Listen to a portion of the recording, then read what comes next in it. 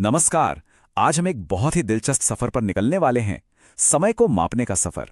सोचिए, ये कहानी हजारों साल पहले शुरू हुई, जब इंसान सिर्फ सूरज और चांद को देखकर वक्त का अंदाजा लगाता था। और आज हम परमाणुओं की धड़कन तक गिन सकते हैं। वाकई, ये सटीकता की एक कमाल की खोज है। अब ये सवाल सुनने में तो बड़ा सीधा साधा लगता है ना? पर इसका जवाब तो हमें साइंस और इनोवेशन की एक शानदार दुनिया में ले जाता है। तो फिर देर किस बात की? चलिए शुरू करते हैं ये सफर। तो इस सफर में हम क्या क्या देखने वाले हैं? सबसे पहले हम देखेंगे कि कैसे प्रकृति के चक्र ही हमारी पहली घड़ी बने। फिर बात करेंगे कुछ पुराने बड़े मजेदार यंत्रों की। उसके बाद आएगा एक असली गेम चेंजर, पेंडुलम, जिसने एक वैज्ञानिक क्रांति ला दी। और फिर हम जानेंगे आज की मॉडर्न घड़ियों का राज। आखिर में हम समय, गति और चाल के बीच के रिश्ते को भी समझेंगे। तो चलिए सबसे पहले बात करते हैं समय के प्राकृतिक चक्र की। हमारी कहानी की शुरुआत भी वहीं से होती है जहां से इंसानी सभ्यता की हुई थी, मतलब अपने आसपास की दुनिया को बस गौर से देखने से। सोचिए, दिन और रात का होना, मौसमों का बदलना, चांद का छोटा बड़ा होना, ये सब क्या था? ये कुदरत की अपनी घड़ियां थीं। भरोसेमंद भी थी, पर एक दिक्कत थी। इनसे आप दिन के छोटे छोटे हिस्से जैसे घंटे या मिनट नहीं नाप सकते थे। और बस इसी जरूरत ने नए नए आविष्कारों को जन्म दिया। तो अब आता है दौर इंसानी आविष्कारों का। चलिए देखते हैं कि वक्त के इन छोटे छोटे टुकड़ों को पकड़ने के लिए हमारे पूर्वजों ने कौन कौन से जुगाड़, मतलब कौन कौन से यंत्र बनाए। सबसे पहले आती है धूप घड़ी या सन डायल। क्या कमाल का आइडिया था! एकदम सिंपल, जैसे जैसे सूरज आसमान में चलता, जमीन पर लगी एक कील की परछाई भी घूमती जाती और टाइम बताती। पर इसमें एक बड़ी प्रॉब्लम थी। रात हो गई या बादल छा गए तो घड़ी बंद। ये तो किसी काम की नहीं रहती थी। तो इस प्रॉब्लम का सल्यूशन क्या था? वो थी जल घड़ी, यानी वाटर क्लॉक। अब देखिए, पानी का एक बर्तन से दूसरे में बहना, ये तो दिन हो या रात चलता ही रहता है। बस यही बन गया वक्त नापने का एक नया और ज्यादा भरोसेमंद तरीका। बिल्कुल इसी आइडिया पर बनी थी रेत घड़ी या आवर ग्लास। इसमें भी रेत एक हिस्से से दूसरे में लगातार गिरती रहती थी और एक फिक्स टाइम इंटरवल, जैसे 1 घंटा, बताती थी। पता है, ये इतनी काम की चीज थी कि सदियों तक समंदर में जहाजों पर इसका इस्तेमाल होता रहा। और फिर थी मोमबत्ती घड़ी। इसमें जलती हुई मोमबत्ती पर निशान लगे होते थे, जिससे पता चलता था कि कितना टाइम बीत गया है। तो ये सारे यंत्र थे तो बड़े सरल, लेकिन एक बात साफ थी, सटीकता यानी परफेक्ट एक्यूरेसी की खोज तो अभी बस शुरू ही हुई थी। और अब कहानी में आता है एक जबरदस्त मोड़, एक ऐसी खोज जिसने सब कुछ बदल कर रख दिया।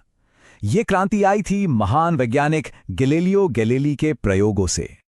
इसे देखिए, ये है एक सरल लोलक या सिंपल पेंडुलम। देखने में कितना साधारण है ना? बस एक धागे से बंधा हुआ एक वजन।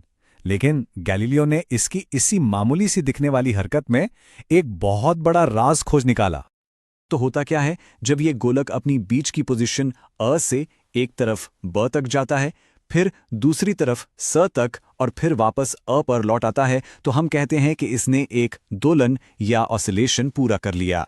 और दोस्तों, इसी एक चक्कर में सटीकता का पूरा रहस्य छिपा हुआ था। और वो राज क्या था? वो ये था, गैलीलियो ने पाया कि एक दोलन पूरा करने में जो वक्त लगता है वो हमेशा हमेशा एक जैसा रहता है। चाहे आप गोलक को जोर से झुलाएं या धीरे से, टाइम उतना ही लगेगा। ये एक फिक्स रेगुलर बीट थी, बिल्कुल वैसी ही जैसी एक परफेक्ट घड़ी बनाने के लिए चाहिए थी।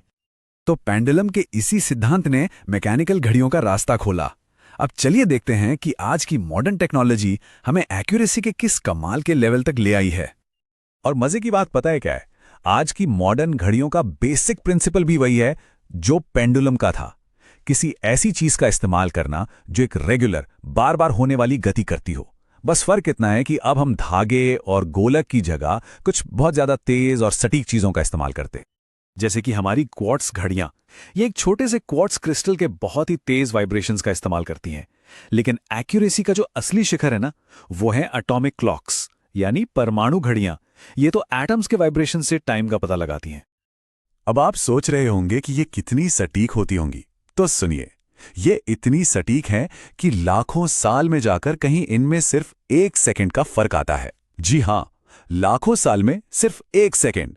ये तो एक्यूरेसी का एक ऐसा लेवल है जिसकी हम कल्पना भी नहीं कर सकते। और इसी कमाल की एक्यूरेसी की वजह से आज टाइम की जो इंटरनेशनल स्टैंडर्ड यूनिट है, मतलब सेकंड, उसकी परिभाषा भी एक एटम के वाइब्रेशंस के आधार पर ही तय की गई है। अच्छा, तो समय को इतनी सटीकता से मापना सिर्फ अच्छी घड़ियां बनाने के लिए जरूरी नहीं है। ये हमें अपने आसपास की दुनिया और खास तौर पे मोशन यानी गति को समझने में भी मदद करता है। चलिए देखते हैं कैसे। तो चाल या स्पीड, इसका सीधा सा मतलब है कि कोई चीज एक तय समय में कितनी दूर जाती है, जैसे 1 सेकंड में या 1 घंटे में। और हां, जब हम कहते हैं कि कार की स्पीड इतनी है, तो असल में हम उसकी एवरेज स्पीड की बात कर रहे होते हैं, क्योंकि असल में तो स्पीड घटती बढ़ती रहती है। स्पीड निकालने का फॉर्मूला भी बहुत आसान है। कुल तय की गई दूरी को कुल लगे समय से डिवाइड कर दीजिए। सिंपल। मिसाल के तौर पर अगर कोई कार 2 घंटे में 100 किलोमीटर चलती है, तो उसकी एवरेज स्पीड हुई 50 किलोमीटर प्रति घंटा। और इसी एक फॉर्मूले को हम घुमा फिरा कर भी इस्तेमाल कर सकते हैं। अगर हमें स्पीड और टाइम पता है तो हम दूरी निकाल सकते हैं, या अगर दूरी और स्पीड पता है तो टाइम निकाल सकते हैं। ये फिजिक्स के सबसे काम के फॉर्मूलों में से एक है, जो टाइम, डिस्टेंस और स्पीड को एक साथ जोड़ता है। इसी से हमें 2 तरह के मोशन के बारे में भी पता चलता है। एक है यूनिफॉर्म मोशन, मतलब एक समान गति। इसमें स्पीड बिल्कुल कांस्टेंट रहती है, जैसे कोई कार खाली हाईवे पर चल रही हो। और दूसरा है नॉन यूनिफॉर्म मोशन, यानी असमान गति। इसमें स्पीड बदलती रहती है, जैसे शहर के ट्रैफिक में फंसी हुई कार। तो कहाँ धूप घड़ी की परछाई और कहाँ परमाणुओं का कंपन। देखिए, हमने कितना लंबा सफर तय कर लिया है। हमने समय को मापने की कला में महारत हासिल कर ली है। हम सेकंड के अरबवें हिस्से को भी नाप सकते हैं। लेकिन ये सब हमें एक बहुत गहरे सवाल के सामने लाकर खड़ा कर देता है।